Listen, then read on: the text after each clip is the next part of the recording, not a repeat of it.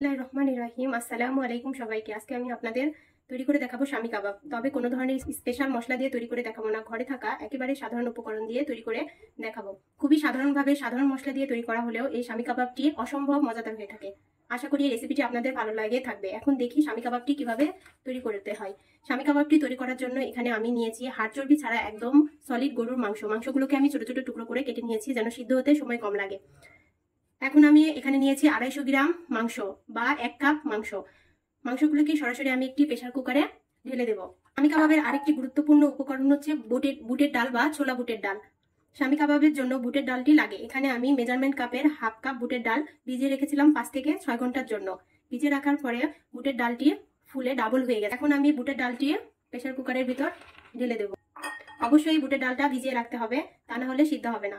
এর মধ্যে দিয়ে দিচ্ছি বাটা 1 টেবিল চামচ, রসুন বাটা 1 টেবিল চামচ, দিয়ে দিচ্ছি লাল মরিচের গুঁড়া 1 টেবিল চামচ, দিচ্ছি জিরার গুঁড়া 1 টেবিল চামচ, এরপরে দিচ্ছি 1 টেবিল চামচ গরম মশলার গুঁড়া, স্বাদ মতো লবণ, এবং আরো দিয়ে দিচ্ছি 3 টেবিল চামচ রান্নার রেগুলার সয়াবিন তেল। আমি এখানে গরম মশলার গুঁড়াটা বাজার থেকে কিনে আনা গরম মশলার গুঁড়াটাই ব্যবহার করেছি। আপনারা যে কোনো ব্র্যান্ডের গরম মশলার গুঁড়া ব্যবহার করতে পারেন। এবার আমি মিশ্রণটি ভালোভাবে নেড়ে দিয়ে দেব। মিশ্রণটি ভালোভাবে নেড়ে দেওয়ার পর এবার এর মধ্যে দিয়ে দেব আমি 1 কাপের মতন পানি। পানিটি দেওয়ার পর আমি প্রেসার কুকারের ঢাকনাটি ঢেকে দেব। চুলাটি অন করে দেব। চুলাটি মিডিয়ামে রেখে আমি প্রায় 7 থেকে 8টি সিটি আসা পর্যন্ত অপেক্ষা করব, যেন মাংস এবং বুটের ডালটা ভালোভাবে সিদ্ধ হয়ে আসে। সিটি দেওয়া হয়ে গেলে চুলাটি বন্ধ করে 5 মিনিট অপেক্ষা মিনিট পর ঢাকনাটি খুলে মাংসগুলোকে ভালোভাবে নেড়ে দেখবো যে মাংসগুলোতে এক্সট্রা কোনো পানি আছে কিনা। দেখুন আমার মাংসগুলো প্রায় শুকিয়ে গেছে, হালকা একটু পানি পানি লাগছে।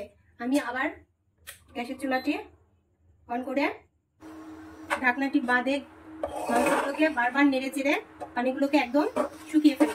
পানিগুলোকে শুকিয়ে ফেলা হয়ে গেলে চুলাটি বন্ধ করে কাবাবটিকে ঠান্ডা করে নেব। কাবাবটি ঠান্ডা হয়ে গেলে একটি বাটিতে ঢেলে আমি কাবাবটিকে ব্লেন্ডারে ব্লেন্ড করে নেব।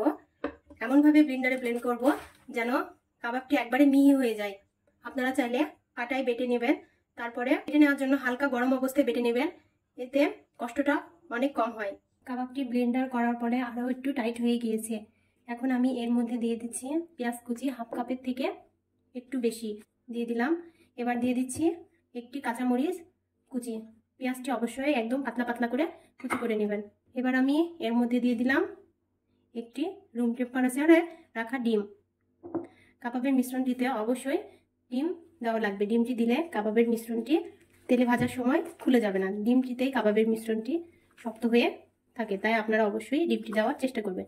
যাদের কাবাবের মিশ্রণটি একেবারে নরম হয়ে যায় তারা ডিমটি দেওয়ার পরে টোস্ট বা বিস্কিটের গুঁড়া দিয়ে কাবাবের মিশ্রণটি ভালোভাবে মাখিয়ে নেবেন। মাখিয়ে নেওয়া হয়ে গেলে আমি এবার কাবাবের শেপ দিয়ে দেব। দেখুন কিভাবে আমি কাবাবের শেপটা দিয়ে দিচ্ছি।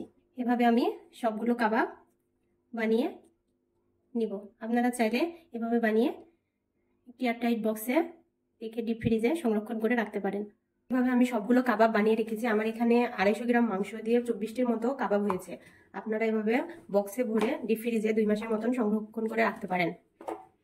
কড়াইতে লো হিটে পর্যাপ্ত পরিমাণ তেল গরম করে আমি আপনাদের ডিপ ফ্রিজ থেকে সরাসরি 2টি কাবাব বের করে ভেজে দেখিয়ে দিচ্ছি। লো হিটে বা একদম লো হিটে গরম করে আমি কাবাব দুটি তেলের মধ্যে ছেড়ে দেব। একদম লো হিটে কাবাবগুলোকে হালকা মাঝারি ভেজে নেব। আপনারা চাইলে কাবাবগুলোকে একদম আমার মতো ডুবো তেলেও ভাজতে পারেন, আবার কাবাবগুলোকে সামান্য একটু তেল দিয়েও ভেজে নিতে পারেন। কাবাবগুলো হালকা কালার চলে আসলেই তেল থেকে উঠিয়ে নিব। আমার কাবাবগুলো কালার চলে এসেছে, চুলাটি বন্ধ করে দিব। এরই মাঝে তৈরি হয়ে গেল ঘরে থাকা সাধারণ মশলা দিয়ে সাধারণভাবে তৈরি করা স্বামী কাবাব। আমি আপনাদের একটি ভেঙে দেখিয়ে দিচ্ছি ভেতরটা কেমন হয়েছে। আপনারা দেখুন এর ভেতরটা কেমন। সাধারণভাবে তৈরি করা হলো স্বামী কাবাবটি খেতে অসম্ভব মজাদার। আপনারা ঘরে ট্রাই করে দেখবেন, আশা করি ভালো লাগবে।